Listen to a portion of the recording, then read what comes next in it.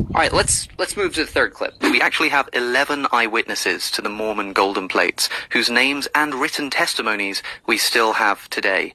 3 of those witnesses say that they saw the angel Moroni give Joseph Smith the plates with their own eyes. And even when they fell out with Joseph Smith and left the church, they still continued to assert that they had witnessed these events.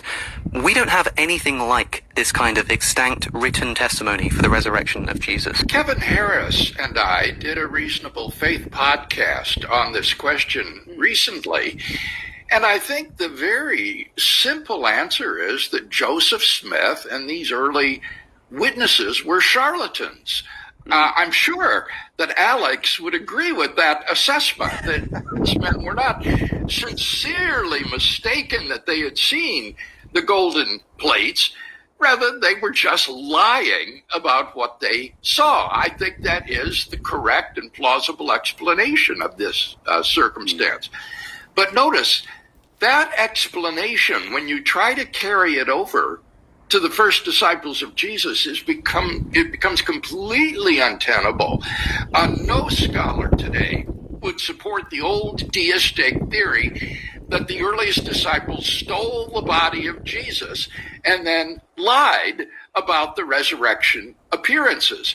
So while this alternative, or explanation rather, is plausible for these Mormon witnesses, I think it would be completely untenable with regard to the earliest disciples of Christ. I see what you did there. That was pretty slick. So yes, when you look at it, there are eyewitnesses who said that they saw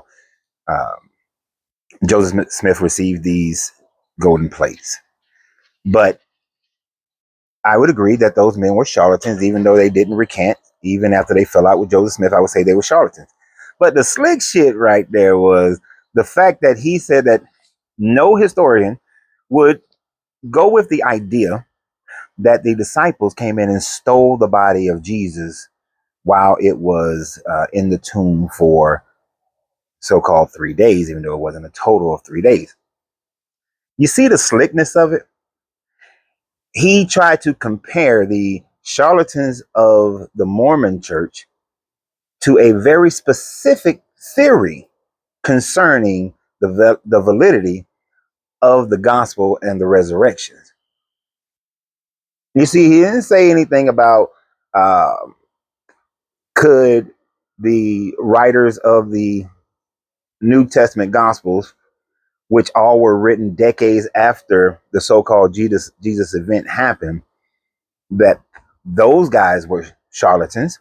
Certainly, that would be plausible, since the gentlemen who are claiming that they saw Joseph Smith with the golden plates received they were contemporaries of Joseph Smith.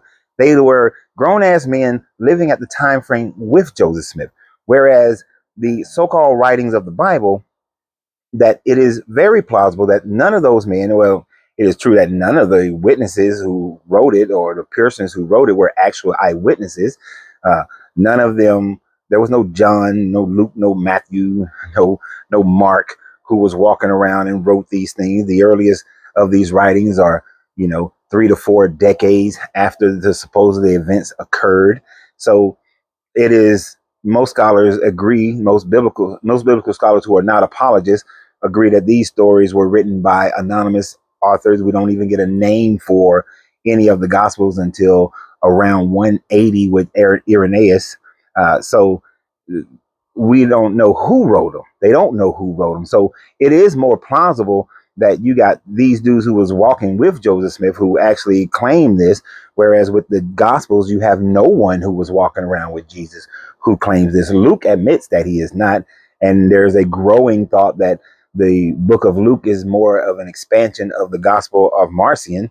So we know that Mark and Matthew and John were not walking around with Jesus. They didn't have any walk around money with him. So we know that that's not true. But you want to make it seem like it is true by pinpointing one theory, by saying that if there were Roman guards there, they would not have allowed for Jesus' body to have been taken. There's actually zero proof that there were Roman guards at the tomb of Jesus. that Pontius Pilate was so afraid of this becoming true, that the Pharisees and Sadducees were so afraid of people believing in a resurrection that they posted guards. And if you look at it, only Matthew talks about guards being posted. Mark seems to leave this out. John seems to leave this out. Luke seems to leave this aspect of it out. You're taking it from one person that there was guards there. And generally, there aren't any guards there at all. Generally, it's family members who are there, which is why you had Mary and the other women, or Mary and Salome, or Mary and Mary, mother of James, and the other women. And you have all these different variations of who was coming to the graves. You have different family members are usually the ones who stand guard at the grave for 3 days before they roll the stone over to make sure that animals don't go in or looters don't go in. The family members are usually the ones who stand guard, not Roman guards. And since Judea would have had a very small Roman contingent there, I doubt very seriously if they would have said, okay, another year, another claimed Messiah, let's put a guard up there. Let's guard this tomb because he's supposed to resurrect in 3 days. It's unlikely that the Romans would have given it much validation. Could Herod, could the Pharisees or Sadducees put somebody there? Possibly.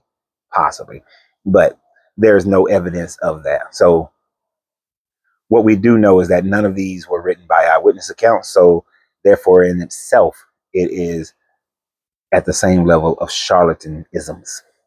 I don't even know if that's a real word.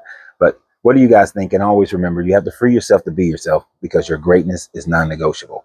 Good journey, good vibrations.